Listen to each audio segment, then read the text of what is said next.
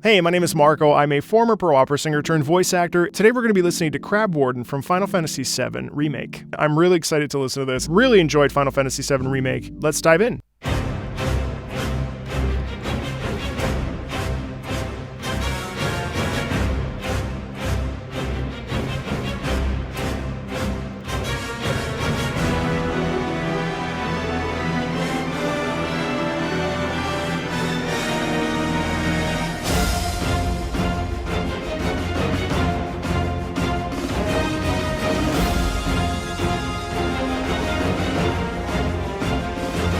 When we take a piece of music that we know, for instance, we know that this is the battle theme from Final Fantasy VII, what I adore about remixes is that usually what ends up happening is this. We have a remake, we add a whole new shine and a coat over top of the original music, and it comes out the same, but totally different. I mean, it's incredible. Obviously, we were talking about a game that came out when MIDI files were predominantly the way that music was produced in games, that sound, the very specific sound in the PlayStation era in the 90s and in the early thousands. And then now you've got this fully orchestrated. It's a sensory experience to hear something that we know that we're very, very, very familiar with. If you know this music, this kind of music, it kind of just takes it to the whole next level because you get this sort of nostalgia kick, but then you're also discovering new things at the same time. So it's this perfect blend of having that sensory memory of playing the game or listening to this music, only now there's this added layer of magic over top of it.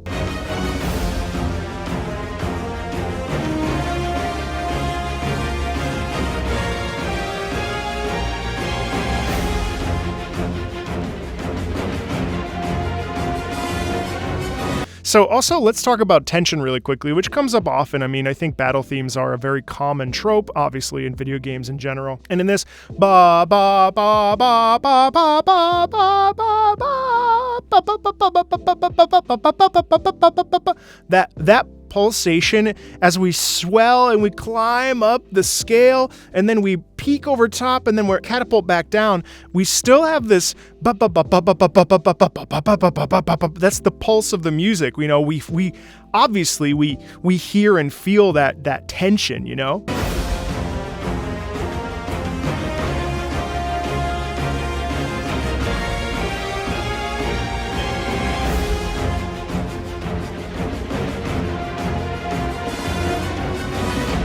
Even there, that's all, again, all just smatterings of tension.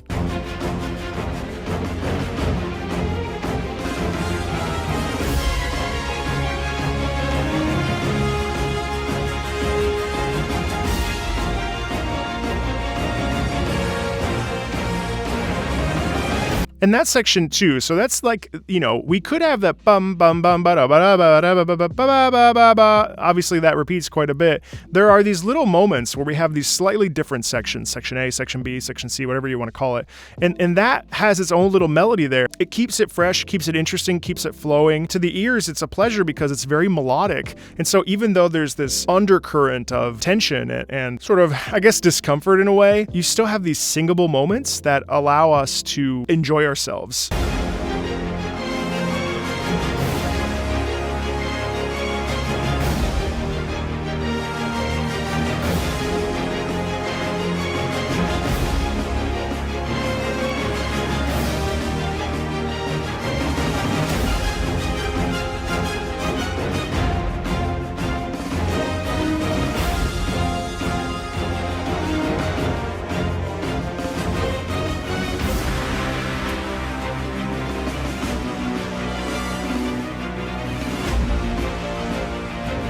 And this is that new section. Ba-bum, ba-bum, ba-bum, ba-bum, ba-bum. It's like it flips it upside down. It's the same. It's in the same structure tonally. It sounds like it's inverted.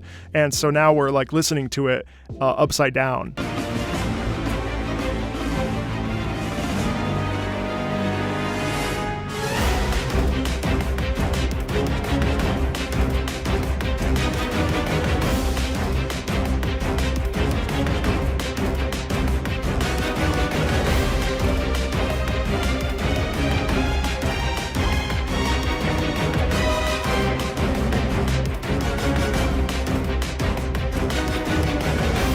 Yeah, and so this is the cool part about it being a remake and having them sort of restructure this from the ground up, is that you have the original melody that we all know and love, that we really connect to from a nostalgia factor, like I mentioned, to then now having this slightly modified version that's in a different key, using different sharps and flats. Like there's a different musical language in this corner, which even though it sounds the same, it's just slightly different. There are composers like Charles Ives. I can't remember the song that's coming to my mind right now. I know that Benjamin Britten, these folks will take a melody that's very, very common and they will kind of flip it and turn it on its head a little bit and change it. Also, it's kind of interesting too because it's sort of unrelated to symphonic work. In vocal music, let's take Puccini versus Leoncavallo. They both wrote La Bohème. La Bohème by Puccini, one of the most popular operas in existence, okay? Leoncavallo, which means lion, horse, and these two guys were roommates. And in fact, Leoncavallo started writing La Bohème and in fact premiered La Bohème before Puccini. But Puccini was more successful, and they had a clash. If you're extremely familiar with any piece of music, but let's just say La Bohème, you understand how Puccini's La Bohème goes. You hear it, you know it, you feel it, it exists in you, you understand it deeply. If you go and listen to Leoncavallo's La Bohème, your brain is like, what? What is this? It's not completely the same, but that's sort of what's happening here. What I'm trying to say is in the beginning of this, we have that melody that feels very familiar. That's home base, right? And then as we progress through this song, it changes. And it changes for a multitude of reasons, but it changes. And our ear is sort of like, wait, what? That's not what I know. In the same way that if you listen to Puccini's La Bohème, Leoncavallo's, you may still appreciate it, but your ear's gonna be like, what is this? It's the same, but also different. So thanks for going on that with me. Here we go.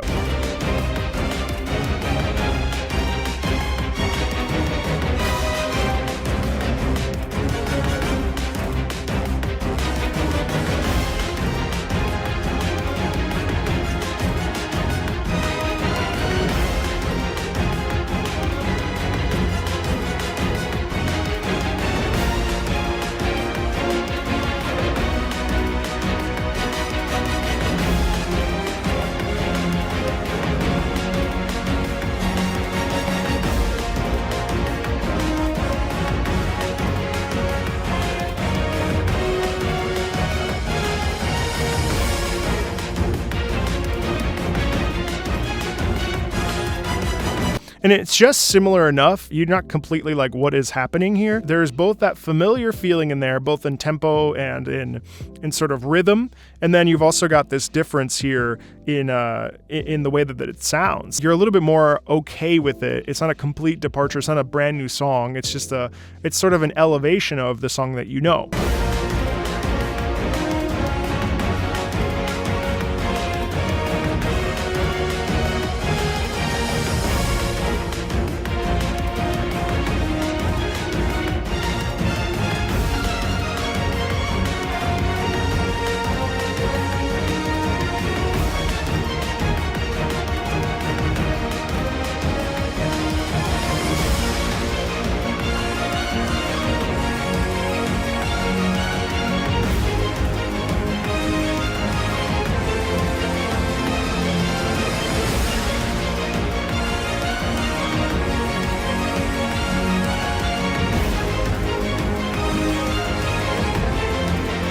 Also, listen to that. Da, da, da. Oh, the tension. The stakes are so high. I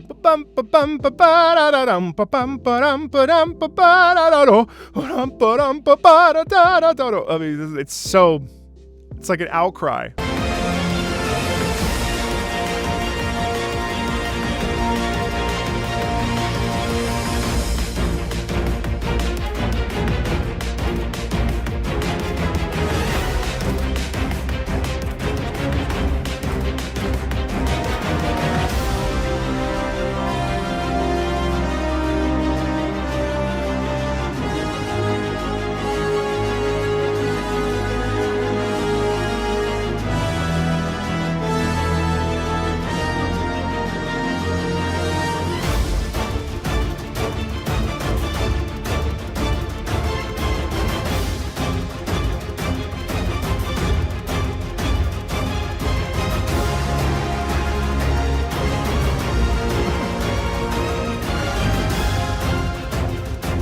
This is like a variation on a theme. You know, you've got the original melody, which we hear in the very beginning. That's setting us up with our ears. And then we're twisting and turning. We're retaining the same melodic structure, but we're flipping it, and we're creating variation around the core theme of this.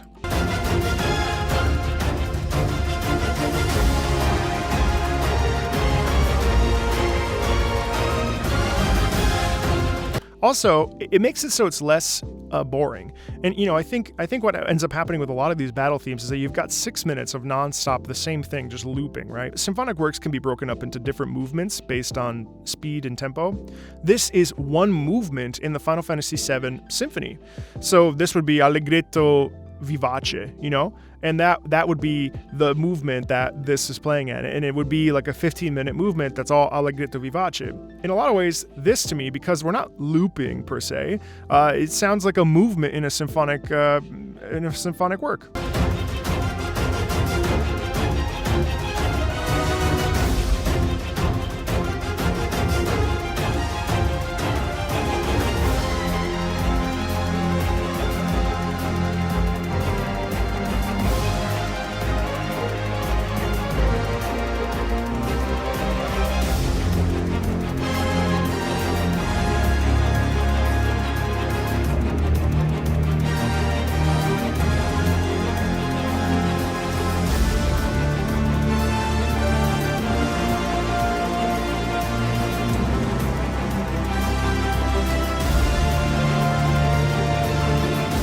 So you hear that too, those ba da da, those had a feeling of confidence to them, whereas the first set of those that we heard right before this last set was tension, and that was fear and concern. And it's amazing how different pitches and different chords and different combination of instruments together change the emotional state of what something sounds like. It's easy to say these are just notes that are being played, but there's actually an emotional state that each note sort of elicits. Tuning into that, which is something that all of us can do, is really interesting, and it's kind of spicy.